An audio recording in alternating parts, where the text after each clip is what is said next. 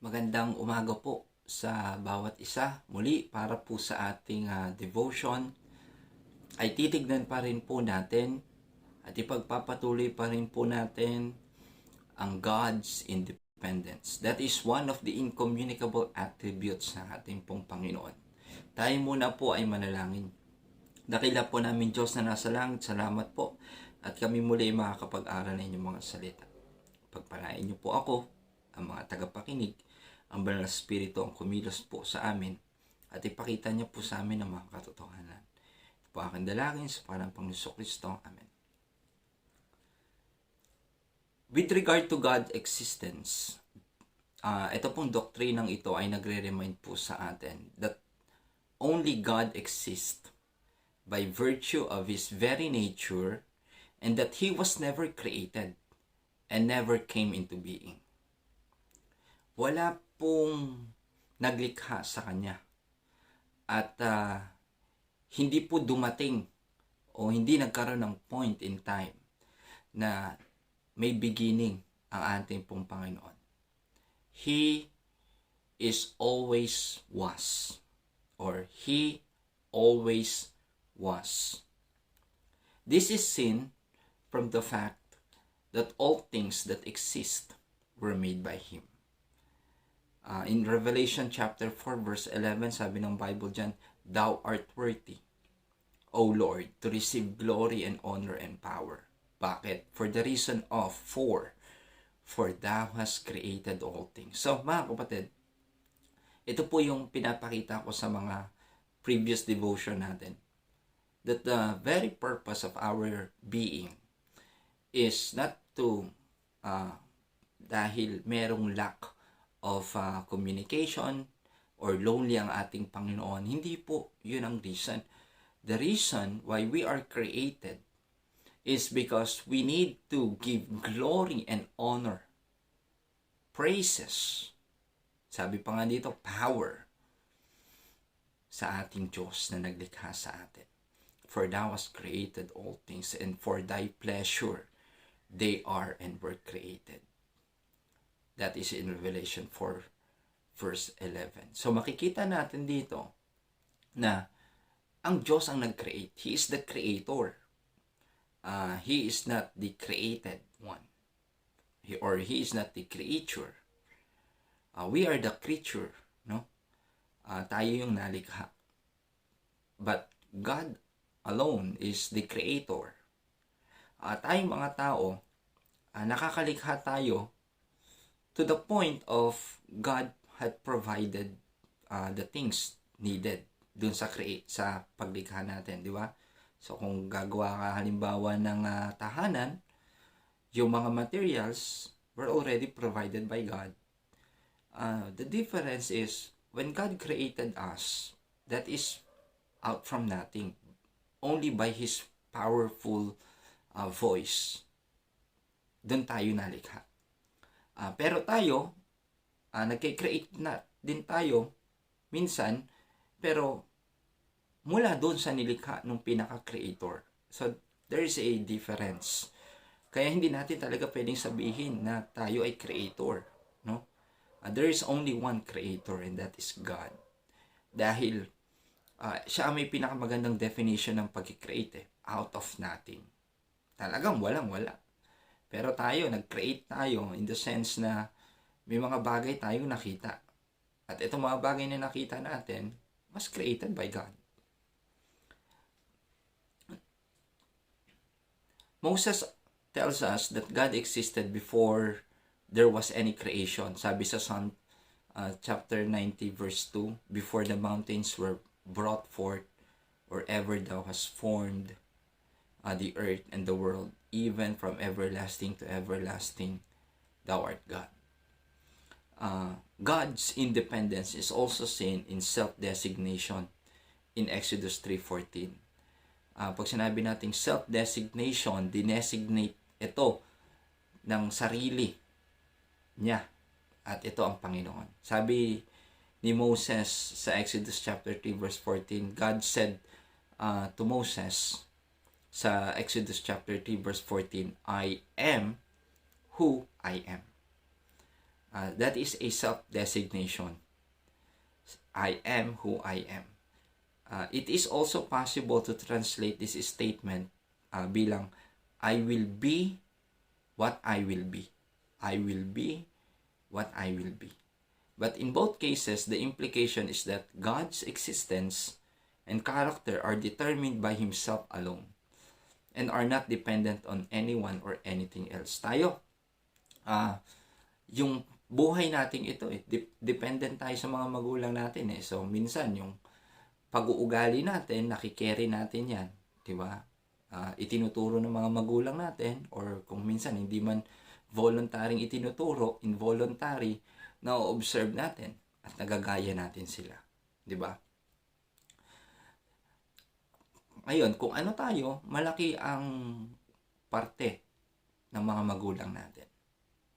Kung ano tayo, malaki ang bahagi ng mga ancestors natin.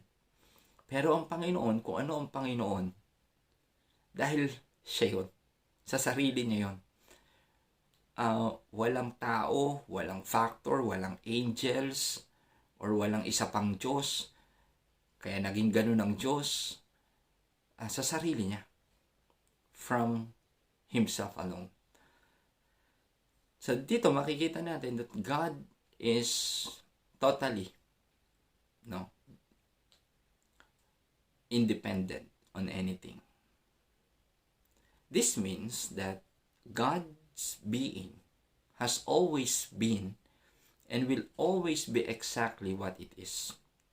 God is not dependent upon any part of creation for His existence or His nature. Without creation, God would still be infinitely loving, infinitely just, eternal, omniscient, Trinitarian, and so forth.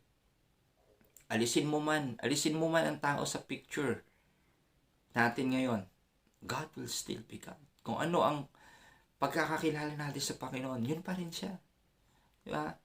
Kaya nga kung ano ang Diyos sa panahon ni Abraham, yun pa rin ang magiging Diyos sa darating na mga panahon.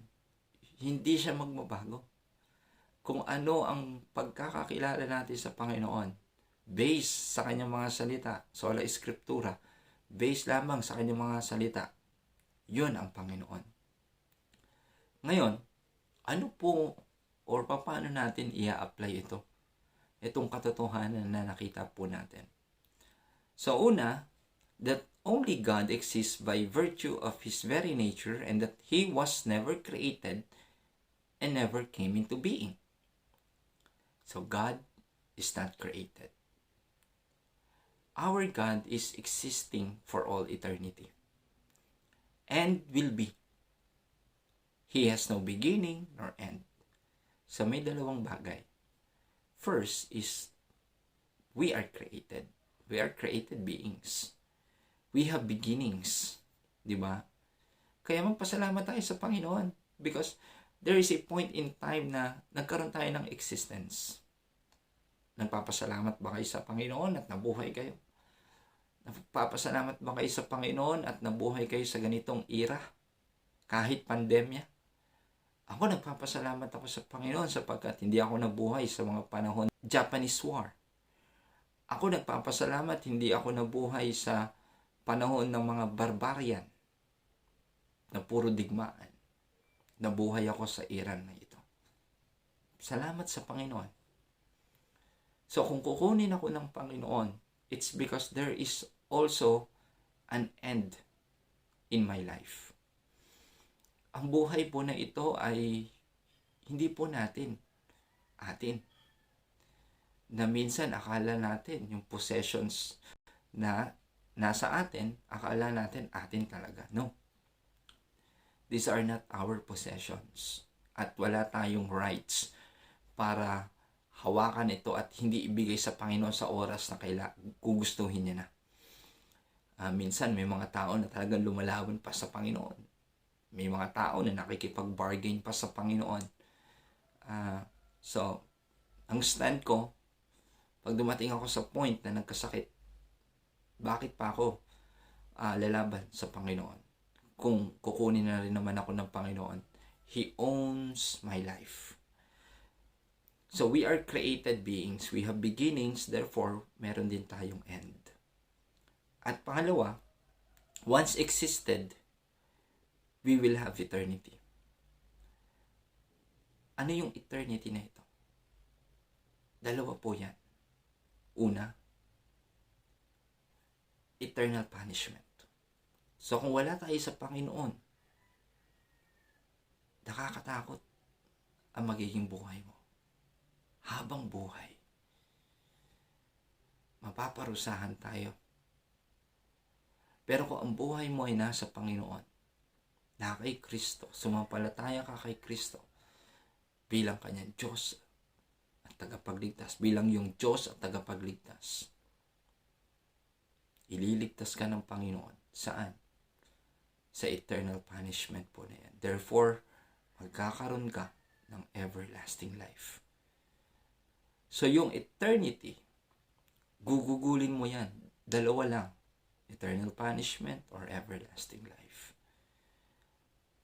Second, nakita din natin sa devotion po na ito na God's being has always been and always be exactly what it is. So, kung ano ang Panginoon, kung ano siya, yun siya, at magiging ganun talaga siya. Yun na siya. Tayo, nagbabago tayo. We changed. Every day, we changed. Pero mga kapatid, itong pagbabago po na yan, sana po, sa kabutihan. Not for the worse, but for the better.